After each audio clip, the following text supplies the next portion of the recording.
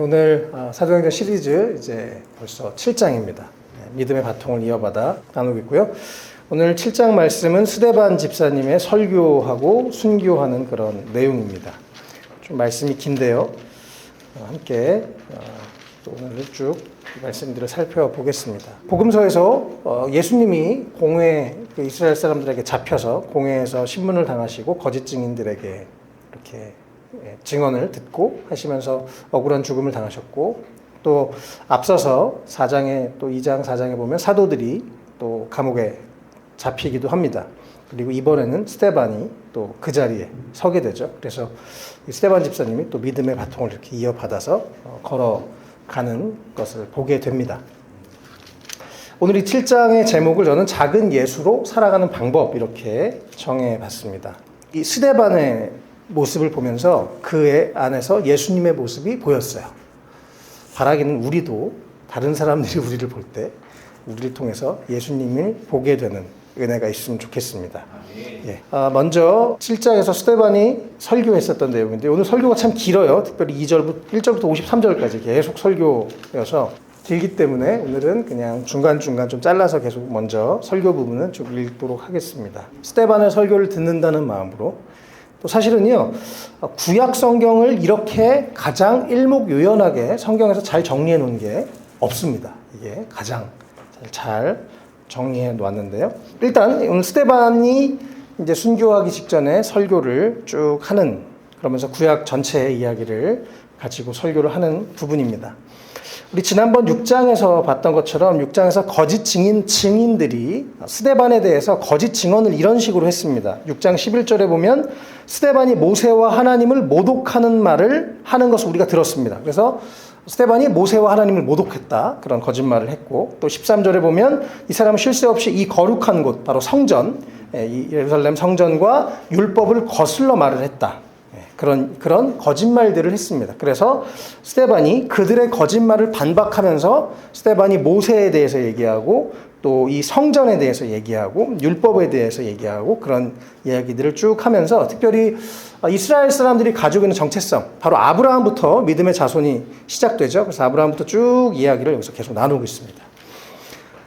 길게 얘기하면 너무 길기 때문에 오늘 본문 자체가 기니까 일단 스데반이, 그래서 2절에 부형 여러분이라고 했는데요. 부형이라는 단어가 원래 fathers and brothers, 그래서 이제 되게 존중하는 태도로 말을 시작했습니다. 그래서 형제들, 우리가 같은 민족이고 우리가 같은 믿음의 조상 아브라함으로부터 태어난 사람들입니다. 그래서 아브라함의 이야기를 쭉 나누고 이제 12족장까지, 아브라함과 이삭과 야곱과 12족장까지 믿음의 그 길을 이어가는 내용이 바로 8절까지였습니다. 이제 아브라함에서 요셉의 시대까지 왔습니다.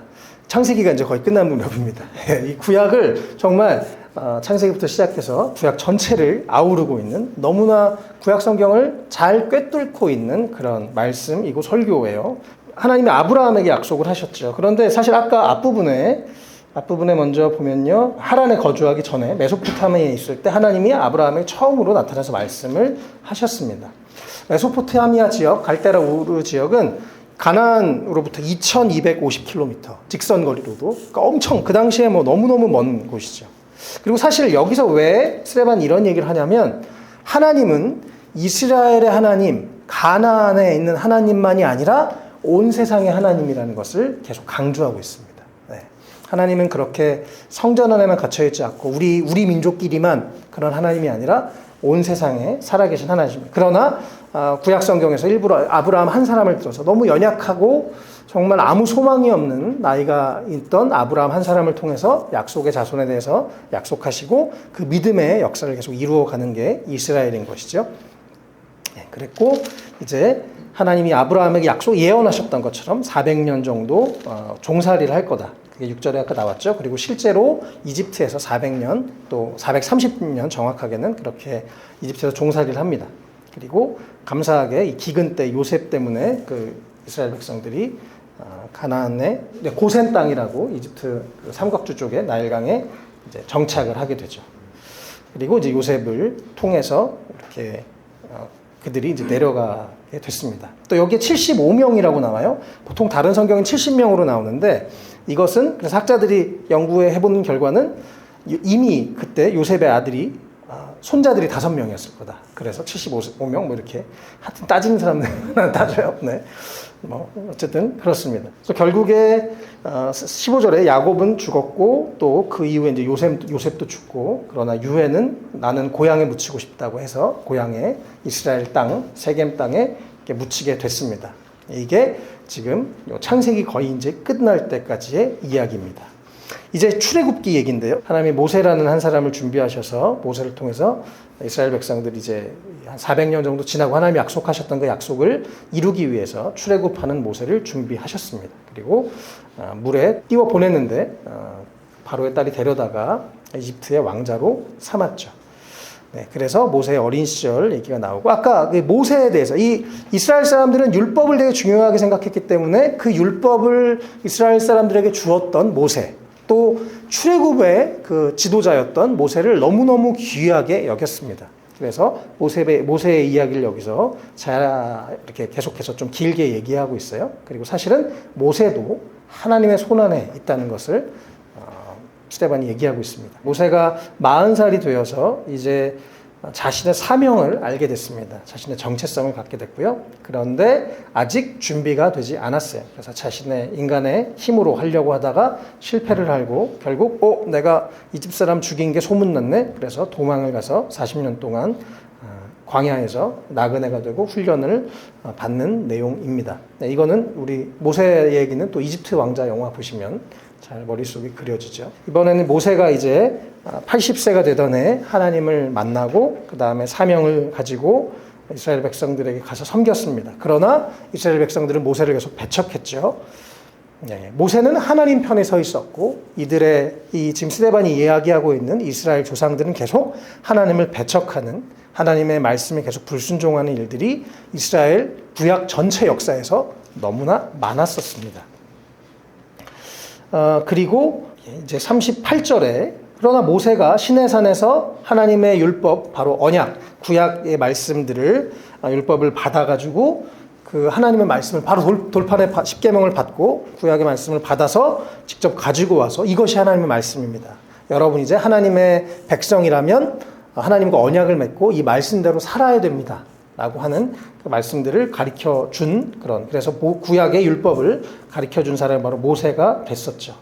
그런데 모세가 또 시내산에 올라가 있는 동안 우상을 만들어 가지고 이스라엘 사람들이 아론과 이야기해서 우상을 만들어서 막 금송아지로 만들어서 우상을 만듭니다.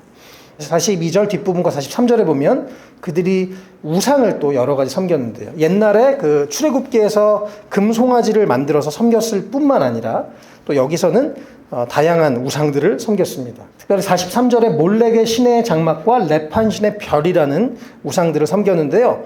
아수르 지역, 예전에 아수르도 제국이었어요. 멸망했지만 아수르 지역에 섬기던 그런 우리 지금 별자리 중에 토성 있죠. 토성. 그 토성이 바로 레판이라는 그래서 그 토성을 섬기는 그런 자연을 섬기고 별을 섬기는 일들이 있었습니다. 몰렉 신은 암몬이라는 지역, 암몬이라는 지역의 우상이었고 뒤에 레판의 별 이게 아수르 사람들이 섬기던 한마디로 이들이 가나안 땅에 들어가서 하나님 분명히 너네 가나안 백성 이제 하나님의 백성이니까 그 사람들이 섬기던 우상을 섬기지 말고 나를 섬겨라고 말씀하셨는데 여전히 이스라엘 백성들이 가서 그들이 다른 우상들을 보고 베끼고 그들을 이렇게 섬기는 그런 눈이 막 다른 데로 하나님이 아닌 다른 데 돌아가는 일들이 있었던 이야기를 하고 있습니다.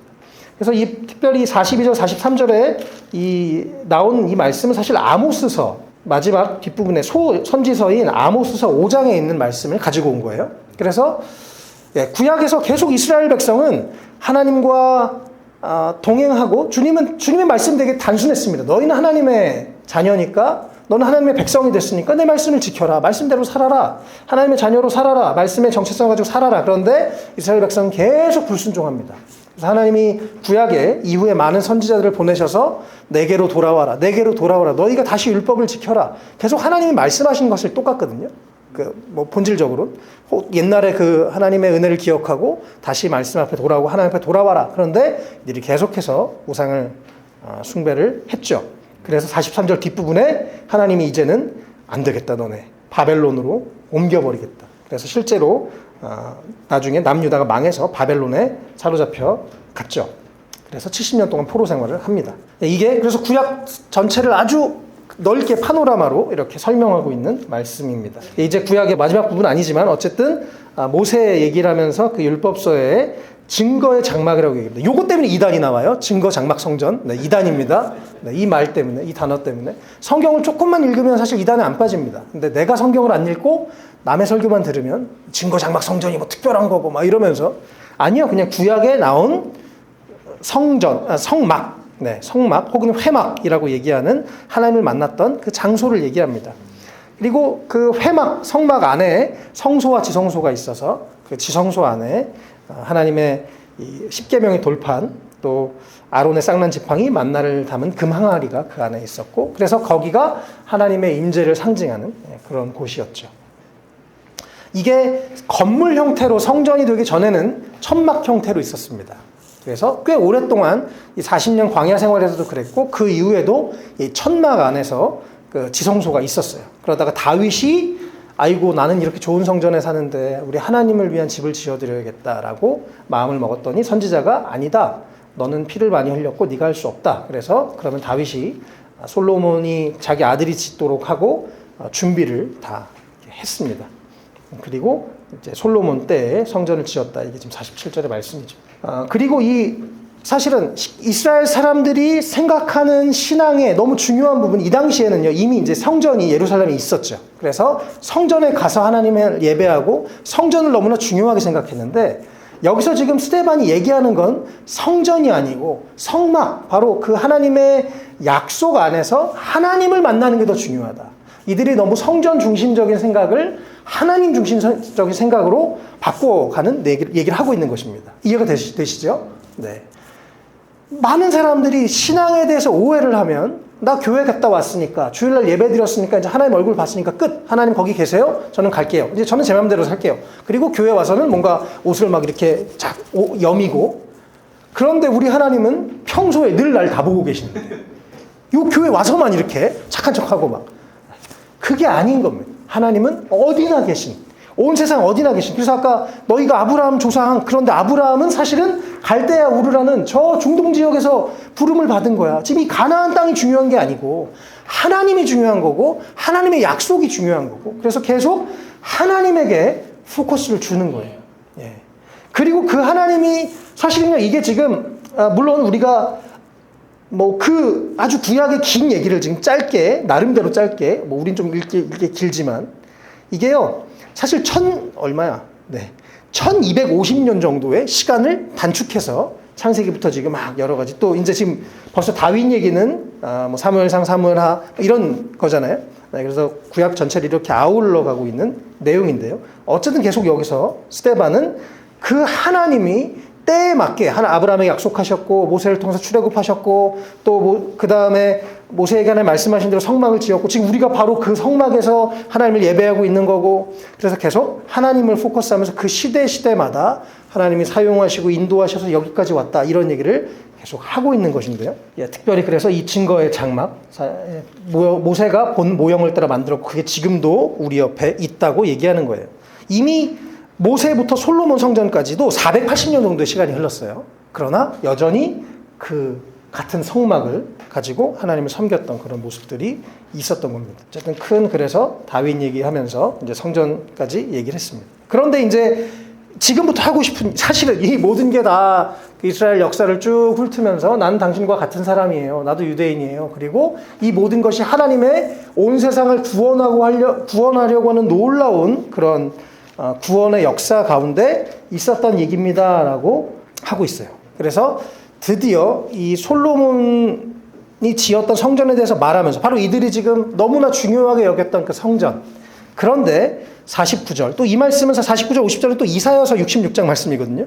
그래서 지금 뭐 구약 역사, 구약 그다음에 모세오경, 그다음에 역사서, 선지서 다 아울러서 얘기하면서 49절에 너무 중요한 얘기를 합니다. 그리고 이제 마지막으로 스데반이 진짜 하고 싶은 얘기를 하고 있어요. 여기까지 잘 따라오셨어요? 네. 49절에 보면 하나님이 직접 하신 말씀이죠. 하늘은 나의 보좌고 땅은 나의 발판이다. 너희가 나를 위해서 어떤 집을 지어주겠냐? 니네가 나를 위해서 뭘 해줄 건데? 하나님은 그냥 우리의 마음을 기쁘게 받으시는 것 뿐이죠. 하나님에게는 더 이상 필요한 게 없으십니다. 하나님은 돈도 안 필요하세요. 명예도 안 필요하세요. 하나님은 아무것도 필요한 게 없는 분이세요. 그냥 우리가 그분의 영광을 돌리고 예배드릴 수 있는 것이 우리에게 특권인 것이지, 그분에겐 정말 뭐가 더 있으나 없으나 별로 중요하지 않은 것입니다.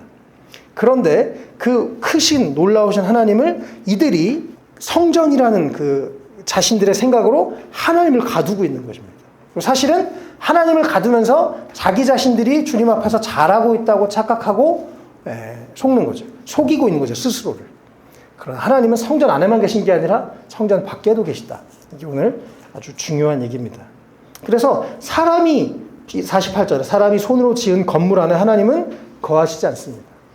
네. 우리도 마찬가지예요. 우리가 아무리 인간적인 어떤 노력을 해도 주님 여기 오세요. 주님이 오셔야 될 이유가 뭐가 있어요? 그렇죠? 네. 그냥 주님이 사랑이 많으셔서 너무나 자비하셔서 우리가 주님의 이름을 부를 때마다 그분이 함께 하시지만 주님이 우리에게 굳이 오셔야 될 이유는 없는 것입니다. 크고 놀라운 하나님을 우리 인간의 머리로 하나님을 판단하거나 재단하지 않았으면 좋겠어요. 네. 그리고 이제 좀 뒤에 이야기가 계속 연결되는데요. 우리의 생각이 하나님을 여러분 제발 성전 안에 가두지 마시기를 바랍니다. 내 삶에 어디서나 하나님 함께 하시는 분이십니다. 제가 지난주에도 나눴죠. 웰컴 홀리 스피릿. 우리의 모토가 웰컴 홀리 스피릿, 웰컴 에브리원인데요. 성령님 어디서나, 내가 직장에서나 학교에서나 집에서나 어디서나 성령님이 나와 함께하고 계시고 나를 다 보고 계세요. 네, 그분은 성전 안에만 계신 분이 절대로 아닙니다. 그래서 우리가 그것을 착각하면 안 돼요. 그렇게 하나님을 오해하는 순간 우리의 삶과 신앙이 분리가 됩니다. 그런데 로마서 12장에서 너희 몸을 거룩한 산제사로 하나님께 드려라. 너희 몸 자체가 예배가 되는 것이고 우리의 삶이 예배가 되는 것인데요. 그것은 내가 하나님이 내 온 땅에 충만하신 하나님을 기억할 때 맞아, 지금도 하나님이 나와 함께하고 계시지 라고 생각하면서 그렇게 주님과 동행할 때 우리가 정말 살아있는 신앙을 갖게 되는 것입니다. 그래서 우리 안에 이 종교적인 또 하나님을 제한하는 틀을 깨버리시길 바랍니다. 이제 본격적으로, 그리고 나서 너네가 성전을 사모하고 모세를 막 숭배하지만 모세가 아니고 하나님이고 성전이 아니고 하나님이야. 하나님은 이 어떤 바운더리에 갇히는 분이 아니야 라고 얘기합니다. 그러면서 이제 51절부터 53절 아주 직접적으로 이 말 해가지고 이제 돌맞아서 순교를 당하는데요. 이들은 종교적으로 몸의 할례를 받았어요. 그러나 마음과 귀에는 받지 않았다고 합니다. 이게 남의 얘기가 아니고 나의 얘기로 들으셔야 됩니다. 혹시 우린 그러지 않는가? 나는 크리스천이라고 하면서 내 마음은 여전히 어두워져 있고 내 귀는 여전히 하나님 앞에 닫혀 있고 내가 아전인수격으로 내가 필요할 땐 하나님을 찾고 또 내가 다른 사람은 함부로 판단하고 그런 삶이 혹시 우리가 있지 않은지 우리를 돌아보면 좋겠습니다. 목이 곧았다, 교만하다는 뜻이죠. 교만하고 마음과 귀를 닫아놓고 사는. 그러면서 당신들은 성령을 거역했어요. 당신들의 조상, 아까 얘기했던 그 많은 오랜 역사 동안 이스라엘 백성들이 계속 하나님을 멀리하고 배척하고 배반하고 했었던 것처럼 지금 당신들도 그대로 하고 있어요. 52절에 또 당신들의 조상들이 계속 예언자가 오면 막 예언자 때리고 막 돌로 던지고 막 죽이고 막 이랬는데 왜요? 듣기 싫어서. 하나님의 말씀이 우리에게 들어올 때 가슴에 때릴 때 두 가지가 있습니다. 내가 그 말씀을 듣고 회개하고 돌이키던지 내 삶을 바꾸던지 아니면 듣기 싫은 거예요. 듣기 싫으면 괜히 막 비판하고 막 공격하고 막 이렇습니다. 우리는 부드러운 마음을 가지고 주의 말씀 잘 듣게 되면 좋겠어요. 52절에 그래서 너희들 조상들도 많은 예언자들을 박해했는데 바로 52절에 너무 중요한 말씀이에요. 그들은 의인이 올 것을 예언한 사람을 죽였다. 그들은 선지자들을 죽였는데 그 선지자들이 했었던 궁극적인 예언은 하나님께 돌아와라. 또 하나 앞으로 메시아가 올 거야. 앞으로 그 나라가 올 거야. 앞으로 새로운 시대가 시작될 거야 라고 했는데 바로 그분이 메시아 예수 그리스도. 그래서 여기에 그 의인이라고 되어 있습니다. 그런데 이제 당신들은 바로 선지자들이 예언했던 그 예수가 왔는데 당신들이 얼마 전에 죽였잖아 라고 하면서 당신들이 그 하나님의 뜻을 저버렸다고 아주 용감하고 담대하게 말씀하고 있습니다. 특별히 여기서 예수님을 그 의인이라고 표현합니다. 유일한 한 분, 의인이신 유일한 한 분. 우리 모든 인간은 하나님의 의에 도달할 수가 없어요. 우린 다 죄인이기 때문에. 그런데 예수 그리스도 그분만이 그 의인이셔서 우리가 그분을 믿으면 그분의 의를 내가 전가 입어서 하나님 아버지께 나아갈 수가 있는 것입니다. 구약시대에 죄를 지은 사람이 동물의 머리에 안수를 하고 내 죄를 이 동물에게 전가시키고 동물을 대신 죽여서 그 피로 자기가 용서함을 받은 것처럼 우리가 예수님이 우리의 죄를 대신 짊어지시고 죽으셔서 그 예수님 때문에 우리가 의인이 되었고 하나님의 자녀가 되었습니다. 고린도후서 5장 21절에요. 하나님께서는 죄를 모르시는 분에게 우리 대신으로 죄를 씌우셨습니다. 그것은 우리가 그리스도 안에서 하나님의 의가 되게 하시려는 것입니다라고 말씀하십니다. 뒤집어 씌우신 거예요. 예수님에게 우리의 죄를. 그리고 우리가 예수님을 그 보혈을 믿을 때 하나님이 우리를 보시고 우리는 엉망진창인데 너는 의인이야. 너는 내 자녀야. 너에게 아무런 죄가 없어. 그러니까 죄책감을 가지고 그 자리에 머물러 있지 말고 나한테 와. 나한테 와서 영원한 생명을 누려. 그리고 나한테 와서 이 영원한 진리의 말씀을 듣고 네가 말씀대로 살아라고 하나님 말씀하신 거예요. 네. 그래서 바로 그 의인이신 예수님, 그 오랜 수천 년 동안 예언되었던 그 예수님을 바로 너네가 죽였잖아 라고 하면서 네, 스데반이 아주 담대하게 이야기를 합니다. 또 53절에 천사들이 전해줬던 율법을 당신들은 받기만 했고 지키지는 않았습니다. 이 율법주의자들의 문제가 바로 이거였어요. 알아요. 행하지 않아요. 우리도 마찬가지예요. 우리가 진짜 종교인인가 진짜 크리스천인가 계속 이 지점에서 봐야 됩니다. 내가 지금 말씀대로 하나라도 행동하고 있는가 살고 있는가. 점점 지식은 쌓여. 근데 삶은 안 변해. 이건 반드시 문제가 있는 거예요. 변해야 돼요. 물론 변화가 느릴 때도 있습니다. 혹은 다시 오르락 내리락 하기도 해요. 그러나 내 삶이 변하게 되어 있어요. 주님을 바라보면. 그런데 계속 제자리에 있으면요. 위선만 쌓이고 계속 다른 사람 판단하기만 합니다. 머리만 커져가지고. 이것은 크리스천의 모습이 아닙니다. 예수님은 행동하신 분이십니다. 그리고 여기서도 그들, 유대인들은 율법을 받기만 하고 말씀은 들어, 말씀은 알아. 아, 우리는 대단한 사람이고 율법은 이래서 이렇고 조항이 이러고 그런데 그렇게 안 살아요. 그거 가지고 남을 비판하고 그거 가지고 자기를 교만하게 하는 이것은 올바른 신앙의 모습이 아니고 하나님이 기대하시는 모습이 전혀 아닙니다. 우리도 유대인들의 모습이 있지 않은지 잘 돌아보고 우리가 하나라도 지키고 행동하는 말씀대로 살려고 몸부림치는 우리가 되면 좋겠습니다.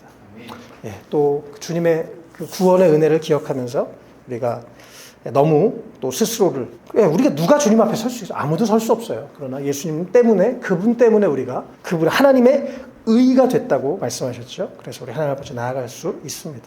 또 우리가 그렇기 때문에 다른 사람을 함부로 판단하거나 정죄하면 안 되겠습니다. 우리 주님이 우리보다 훨씬 품이 크시고 넓으세요. 54절 말씀을 듣고 이들이 찔렸는데 그리고 나서 반응은 회개한 게 아니라 격분해서 이를 갈았습니다. 그러면서 돌로 이제 끌고 데려가서 돌로 쳐 죽였습니다. 어떤 학자들은 설교가 길어서 그랬다. 뭐 이렇게 네, 얘기하는 통과. 네. 그건 뭐 그럴 수 있고. 예. 어쨌든 그런 심각한 상황인데요. 또 앞에서 보면 사실 베드로와 요한은 담대하게 말씀을 여러 번 전했고 감옥 가도 또 풀려나고 사람마다 그냥 스데반 여기서 설교 한번 했는데 그냥 바로 순교하는 자리에 갔습니다. 각 사람마다 사명이 달라요. 그냥 다른 사람의 사명 생각하지 마시고 나에게 주님이 허락하신 길을 잘 가면 되겠습니다. 스데반은 최선을 다해서 또 집사로 세움을 받고 말씀을 전하고 또 그러면서 결국 여기서 최초의 순교자로 성경에 기록이 되어 있습니다. 예, 오늘 이 주목하고 싶은 게 바로 마지막 부분이에요. 앞에서 이제 스데반의 설교였고 이스라엘 쭉 역사들을 가지고 얘기했고요. 55절에 스데반이 성령이 충만해서 하늘을 쳐다봤다라고 얘기합니다. 자, 오늘 작은 예수로 살아가는 방법이라고 제목을 정했는데요. 세 가지입니다. 첫 번째는 성령 충만입니다. 네. 또 우리 저번에 6장에 스데반에 대해서 계속 언급하죠. 성령과 지혜가 충만했다. 성령과 믿음이 충만했다. 성령과 은혜가 충만했다. 막 능력이 충만했다. 성령의 그 지혜로 그의 언변이 너무 탁월해서 그들이 감당할 수 없었다. 계속 성령에 대한 얘기를 나옵니다. 성령 충만함을 근거로 합니다. 또 마지막에 6장 15절에는 스데반이 설교할 때 천사의 얼굴처럼 빛났다고 말씀에 되어 있죠. 예, 다 이것이 성령 충만함으로부터 시작됐습니다. 스데반은 그가 능력이 있어서가 아니고 용감해서가 아니고 성령님의 도우심으로 그가 설교했고 성령님의 도우심으로 담대하게 하나님의 말씀을 죽음도 두려워하지 않고 외쳤습니다. 우리도 마찬가지입니다. 어떻게 작은 예수로 이 땅에서 우리가 살아갈 것인가? 믿음의 바톤을 가지고 이제 내가 이 많은 사람들이 아까 뭐 많은 구약의 사람들이 또 사도들이 살았던 그 믿음의 길을 지금 우리에게도 이 믿음의 바톤을 우리에게 주셨는데 이 바톤을 두고 우리가 어떻게 살아가는가? 우리는 능력이 없어요. 부족해요. 그래서 나의 부족함을 탓할 것이 아니라 난 전도도 못하는데 난 소심한데 나는 MBTI I인데 난 뭐 어쩌고저쩌고 스스로를 계속 제한할 게 아니라 성령님의 도우심을 계속 구해야 됩니다. 성령 충만은 성령님의 지배를 받는 삶을 말합니다.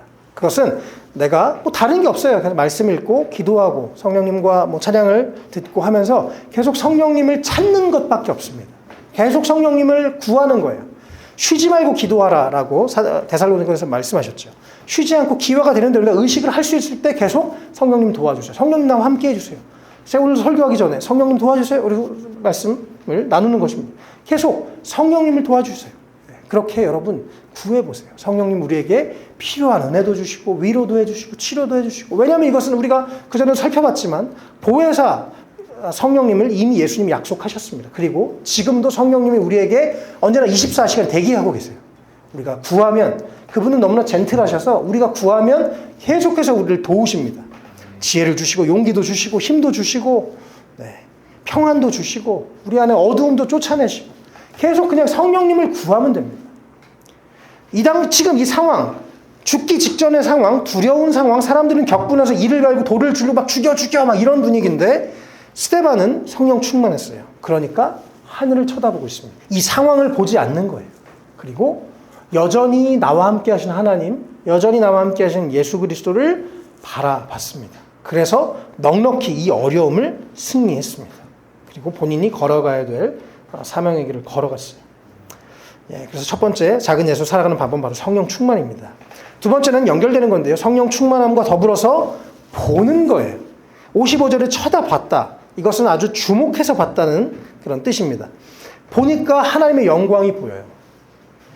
평소에 우리가 세상에서 하나님의 영광 보이면 잘 안 보입니다. 그러나 하나님을 기억하고 성령님을 기억하고 주님과 동행하려고 하다 보면 갑자기 세상이 아름다워 보이고 하나님 만드신 자연이 아름답다. 우리의 눈이 갑자기 바뀌어서 하나님의 영광이 보이게 되어 있습니다. 또 우리가 뭐 어디서든 뭐 이어폰으로 찬양을 듣든 뭘 하든 하나님을 계속 기억할 때 감사하다. 막 그러면서 긍정적인 하나님 주신 생각들이 계속 우리에게 몰려오게 돼 있죠. 그렇게 내가 의지를 들어 바라볼 때 하나님의 영광이 보이고 예수님께서 하나님의 오른편에 서 계신 것이 보였습니다. 이것이 뭐 어떤 눈에 보이는 환상이었을지 마음속에 떠오른 것일지 어떤 것일지 모르지만 중요한 건 스데반은 지금 그것을 보고 있었어요. 주님을 보고 있었어요. 또 56절 그래서 보십시오. 하늘이 열려 있고 하나님 오른쪽에 인자가 서 계신 것이 보입니다. 스데반은 지금 이 상황을 본 게 아닙니다. 사람들이 막 세상이 엉망이고 사람들이 날 죽이려고 하고 이들이 내가 전한 말을 안 듣고 결과를 스데반은 중요하게 생각하지 않고 주님을 계속 보고 있습니다. 우리도 계속 주목해서 하나님과 예수님을 바라보아야 됩니다. 그래서 성령 충만과 연결되는 내용이기도 하고 또 우리가 계속해서 우리가 어디에 있든지 내가 주님을 바라봅니다. 주님을 기억합니다. 주님은 약속대로 말씀대로 내가 때론 느껴지지 않지만 말씀대로 나와 함께하고 계시죠. 말씀대로 나와 지금 동행하고 계시죠. 성령님 지금 내 안에 계시죠. 라고 계속 주님을 바라볼 때 우리가 작은 예수로 살아갈 수 있습니다. 특별히 이 집 59절 60절에 보면요. 스데반이 돌로에 맞을 때 주 예수님 내 영혼을 받아주십시오 라고 기도하죠. 이거 누가복음 23장 46절 예수님이 십자가에서 기도하셨던 아버지 내 영혼을 아버지 손에 맡깁니다 라고 하셨던 말씀과 너무너무 비슷해요. 그렇죠? 또 60절에 이 돌 맞고 막 이런 상황에서 무릎을 꿇고 큰 소리로 주님 이 죄를 저 사람들에게 돌리지 마십시오. 정말 예수님의 심장을 가지고 있는 사람입니다. 이것도 역시 예수님이 십자가에서 기도하셨던 누가복음 23장 34절인데요. 아버지 저 사람들을 용서하여 주십시오. 저 사람들은 자기네가 무슨 일을 하는지를 알지 못합니다. 라고 했었던 그 예수님의 기도와 여기 스데반의 기도가 너무너무 똑같습니다. 제가 그래서 이 말씀을 보면서 스데반이 작은 예수로 살았구나. 예수의 심장을 가지고 예수님의 마음을 가지고 또 예수님의 기도를 따라서 기도하고 예수님의 사랑을 가지고 또 예수님의 그 전했던 진리의 말씀을 가지고 작은 예수로 살았구나라고 보게 됩니다. 또 여기서 이 58절에 또 사울, 바로 나중에 이제 바울이라고 불리는 그 사울이 사실 이 죽임에 스데반을 돌로 쳐 죽이는데 아주 앞장섰던 사람으로 보입니다. 그래서 직인들이 옷을 벗어서 사울에게 발 앞에 두었죠. 스데반은 이 당시에 몰랐을 거예요. 그렇죠. 그러나 사도 바울이 이후에 이제 아마 많은 학자들은 추측합니다. 스데반이 왜 저렇게 죽을까? 바울이 거기서 좀 충격을 받지 않았을까? 1차적으로 생각을 합니다. 너무 세상 사람은 막 죽기 싫어 막 이게 아니라 막 얼굴이 빛나고 막 용서해달라 그러고 뭐지 도대체 저 사람? 이렇게 돼서 더 예수님을 만나는 어떤 매개가 되지 않았을까라고 보고 또 동시에 사도 바울이 예수님을 만나고 내가 죄인 중에 괴수입니다라고 하죠. 왜요? 많은 교인들을 핍박했고 심지어 여기서 순교하는 그 죽이는 책임의 자리에 바울이 있었기 때문에 스데반의 죽음은 평생 내가 죄인입니다 주님. 내가 정말 내가 이렇게 죽을 수밖에 없는 죄인인데 나를 구원해 주셔서 감사합니다. 그래서 더 열심히 주님의 영광을 위해서 달려가는 계기가 되는 사건이기도 했습니다. 정말 주님은 하나도 버릴 게 없어요. 또 앞으로 우리를 통해서 주님이 무슨 일을 하실지 몰라요. 또 우리의 이 작은 모임, 작은 한 번의 예배, 또 작은 어떤 기도를 통해서 주님이 어떤 일을 하실지 아무도 모릅니다. 이렇게 스데반은 작은 예수로 살아갔고 또 그가 가지고 갈 이 믿음의 바톤을 잘 들고 갔습니다. 제가 지난주에 이제 한 교회에서 수련회 설교를 하러 갔었었는데 그때 이제 중고등부 대학생을 이제 섬기는 전도사님이 계셨어요. 근데 제가 이번 주에 좀 사진이 필요해가지고 전도사님 저 지난주에 거기서 사진 찍은 거 좀 저 좀 보내주세요. 그래서 이제 카톡을 보냈어요. 그랬더니 네 알겠습니다. 그러면서 저 지금 비전트리 아울리치 왔습니다. 이렇게 저한테 카톡이 왔어요. 근데 어딜 가시냐면 이번에 영국을 그 교회가 갔거든요. 근데 제가 15년 전에 전도사일 때 영국을 같은 웨일즈를 갔었습니다. 근데 이분이 지금 전도사인데 같은 그 영국에 또 선교를 간 게 되게 전 좀 신기했어요. 정말 그러면서 다시 한번 이 믿음의 바톤을 생각하게 됐어요. 또 내가 그때 가던 것, 또 이분이 이어서 또 뭐 저뿐만 아니라 그 많은 분들이 지금 영국에서 또 지금 복음 전하고 뭐 다시 한번 부흥이 일어나도록 기도하고 계신데 그러면서 정말 지금 내가 이곳에 서 있는 자리에서 믿음의 바톤을 들고 정말 주님이 원하시는 길들을 잘 이루어가면 좋겠다. 그런 생각을 하게 됐습니다. 우리도 이 스데반처럼 또 계속해서 작은 예수로 살아가면 좋겠고요. 아까 그래서 이 작은 예수로 살아가는 방법 세 번째는 바로 무소부재하신 어디에나 계신 그 하나님에 대한 인식을 하는 것입니다. 아까 우리 48절부터 50절에 하늘이 하나님의 보좌고 땅은 나의 발판이다라고 했었던 그 말씀. 스데반이 인식하는 하나님은 온 세상 어디에나 계신 하나님. 그 하나님을 기억할 때 우리의 삶이 교회에서만이 아니라 세상에서도 작은 예수로 살아갈 수 있는 줄 믿습니다. 우리 주님 진짜 다 보고 계세요. 다 알고 계세요. 그래서 우리 주님을 믿음의 눈으로 바라볼 때 우리 안에 두려움이 사라지게 되고 그렇죠. 때로는 억울한 일을 당하거나 때로는 길이 막막하거나 문제들이 있을 때 주님이 알고 계시지. 주님이 보고 계시지. 주님이 답을 알고 계시지. 우리 그렇게 인식하면서 또 때로는 손해를 볼 때에도 내가 예수님의 마음으로 이렇게 섬기고 인내하고 할 때 주님이 기억하시겠지. 주님이 기억하시면 됐죠. 그렇죠? 주님이 기억하시고 나중에 갚아주시면 그거면 됐죠. 그래서 우리 안에 이 작은 예수 살아갈 수 있는 방법들이 이렇게 세 가지가 있습니다. 첫 번째, 성령 충만함. 계속 성령 충만함을 구하시면 좋겠어요. 약속대로 성령님 우리 함께 하십니다. 두 번째, 계속해서 우리가 하나님께 예수님께 주목해서 상황을 보는 게 아니라 어떤 두려움과 문제에 우리가 너무 함몰되어 있는 게 아니라 나와 함께 하시는 주님, 그 든든한 백 아버지 기억하면서 믿음의 눈으로 계속 하나님과 예수님 바라보는 것이고, 세 번째, 무소부재하신 어디나 계신 지금 이 자리에 나와 함께하고 계신 하나님에 대한 인식을 가질 때 오늘도 우리의 삶이 작은 예수로 살아갈 수 있을 줄 믿습니다.